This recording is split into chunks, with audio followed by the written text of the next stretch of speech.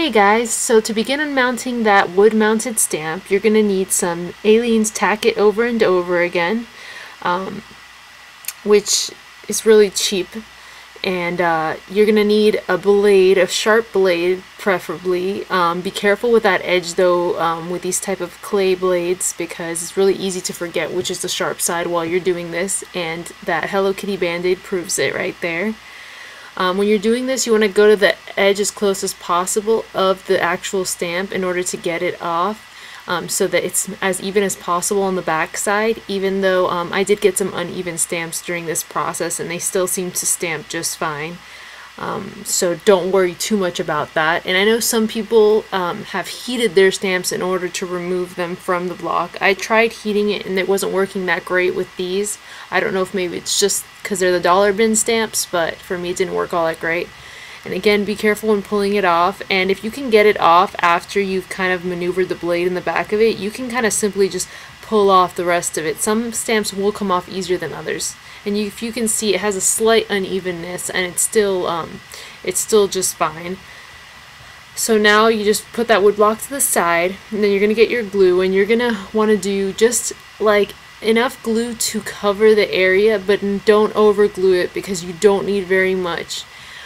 You need a very thin layer, and worst case scenario, if you didn't feel like it was sticky enough, you could always go back and add some more, but better do a thinner layer so that it doesn't take too long to dry, but at the same time it's tacky enough where you're going to get that hold that you need. So I would say about, depending on the size of your stamp of course, but maybe for a stamp like this, a dime size to possibly a quarter size, but more of a dime size I would say, because the more you use, the longer it's going to take to dry. And then after you have your stamp fully coated, you're just going to want to put it to the side and allow it to have proper drying time.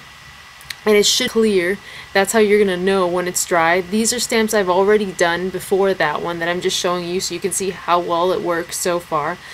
I'm pulling them right off the case, and they come right off and go right back on without leaving any residue on the actual clear case itself, which is great. And they stick right back on there. You know, you would almost think they were easy mounted. And you see that one is slightly uneven in the back, but it still stamps just fine. I tried it out and it was fine. So, and I'm just demonstrating how they don't come off. And I mean, worst case scenario, you do have more tack it back on and off, so you could always add more if you really needed to. And if you see that that stamp still has those white parts, that means it's not fully dry yet. So you want to wait till you don't see any more of that whiteness left on it. Like that one is practically dry except for that one little white spot, and you can even touch it with your finger to touch the tackiness, but just make sure that all those white spots have gone clear before you put it on your case. So now the piece that I did earlier is fully dry. You can see it kind of has a coat to it, a glossy coat, and if you can hear it, maybe if my dog will stop moving around you'll hear it. It's got a tackiness to it. And you want to wait till it's fully dry before you use it. You want to make sure, like I showed earlier, it's got no white left to it, and you don't want to put so much that it's like a huge white coat. It doesn't need very much, just a thin layer. So you can see right now it's perfectly sticking to my acrylic block, and if I pull it up, it comes right off the block, leaving no residue. Just my acrylic block is dirty itself, but it should leave no residue, and it should come off and on just like that and give a perfectly clear impression, which I'm just going to show you guys. And part of the reason that I'm doing this is because of the fact that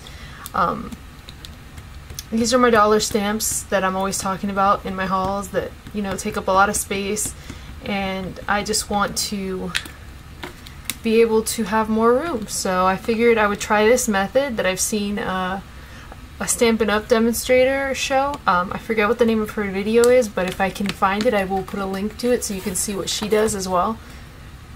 She's the one who gave me the idea for this. And you see, you get a clear impression, and then afterwards you just take it right off like you would if it was easy mounted, and you put it right in the case. And what I love about this method, as you can see, is I'm using right now a clear case from Stampin' Up, and no, I am not a demonstrator, and it fits all those clear stamps on all those stamps on each side, so I'm using up so much less space, and I can use both sides of the case to continue to fill up with the rest of the stamps that I will be unmounting. So it's gonna really save me room, and since I don't have my own craft room, I have a little craft corner within my bedroom, it's gonna make a huge difference. So I hope you guys will be able to use this method on something maybe similar. I wouldn't necessarily recommend doing this on your favorite stamps because, I mean, just in case when you're cutting them, sometimes it does get a bit tedious, and you can maybe cut them slightly uneven when you're using the craft blade if you're not careful.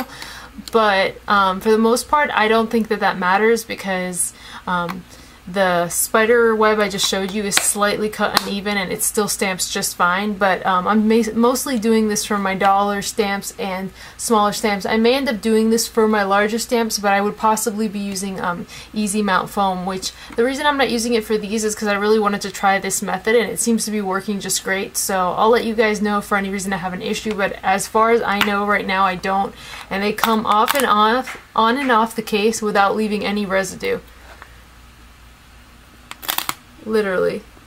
So yeah, I hope you guys enjoyed this video. Leave me comments below if you decide to try it, or video responses, and yeah, thank you guys so much for watching, and make sure to thumbs up this video if you're liking me doing these types of videos as well. Thanks for watching, you guys. Love you!